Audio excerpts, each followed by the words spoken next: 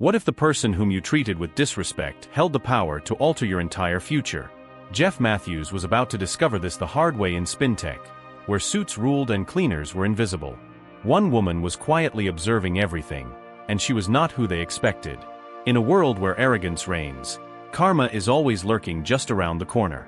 Get a cup of coffee, relax, and enjoy the story of SpinTech, one of the leading tech companies in New York City. Everything was fast-paced. Deals were closed in skyscraper offices with views of the city skyline, and employees moved about with purpose. However, on this particular day, there was someone new in the building. Her name was Emily Dawson, but to everyone else, she was just the new cleaner. She wore the typical cleaner's uniform, a simple blue shirt, black pants, and sneakers. Her hair was tied back, and she pushed the cleaning cart with quiet determination. No one knew that Emily was not just a cleaner. She was the true owner of SpinTech a few years ago. She had handed the position of acting CEO to her elder brother, Paul Dawson, who made occasional appearances but kept himself distant from the day-to-day operations of the company. Emily had built this company with her own efforts, but she needed to understand how it was managed behind the scenes, without anyone treating her differently due to her status. It didn't take long for Emily to notice the attitude of some employees, especially the management. Mr. Jeff Matthews was the worst offender. He was tall, always well-dressed in tailored suits, and carried an aura of arrogance around him. People like Emily were invisible, just there to clean up after him. On her first day, as Emily swept the hallway outside his office, Jeff gave her a once-over and called out, "Hey new girl, you missed a spot." He pointed to an area of the floor that was already pristine. Emily politely smiled and went back to work, but Jeff wasn't finished. He continued to make comments and criticisms about her performance, even when she was doing a good job. As you move closer, you should be grateful for a position like this. Some people don't even have the opportunity to work inside a building like SpinTech, so don't take this for granted, Emily. She nodded, maintaining her composure, but on the inside, she was furious. This was her company, and she wouldn't allow anyone to treat her as if she didn't belong. For now, she had to play her part. Weeks passed, and Emily's frustration grew with each day. She saw more and more of how SpinTech was really run. The employees weren't the issue. Many of them were hardworking, talented, and dedicated. The problem was those in charge. Jeff Matthews, as the acting CEO, had too much power and used it for all the wrong reasons. He treated junior employees with disrespect, barking orders without thinking twice. The only people he seemed to respect were the board members, but even they often received his arrogant attitude. Miss Theobald, the head of marketing, was just as bad. She made condescending comments, remarks to the cleaning staff and office personnel. While acting as though they were doing a favor by allowing them to work in the same building as her, there was Mr. Carter, the head of finance, who misused company funds for personal expenses.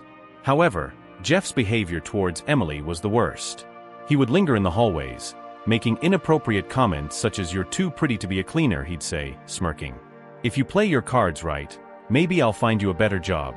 Emily didn't take the bait. She knew exactly who she was, but Jeff didn't stop.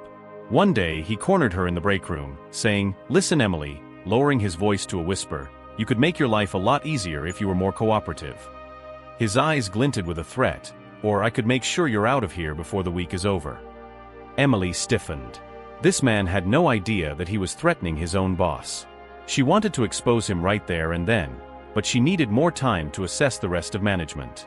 Meanwhile, her brother Paul continued to check in, asking how things were going. It was worse than she had thought, Emily admitted during one of their evening conversations. Jeff and the others were ruining SpinTech from the inside, but she was not ready to take action just yet. She needed to be sure about who was worth keeping. "Take your time," Paul reassured her. "When the moment comes, they won't see it coming." Jeff Matthews was becoming bolder by the day. His advances toward Emily had become more aggressive, and he had made it clear that her job was at risk if she did not comply with his demands. One day, he cornered her in the parking lot after work. "If you don't meet me in my office after hours tonight, I'll have you fired by tomorrow morning. And believe me, no one else will hire a girl like you," Jeff threatened Emily. Emily's heart was racing, but she stood her ground.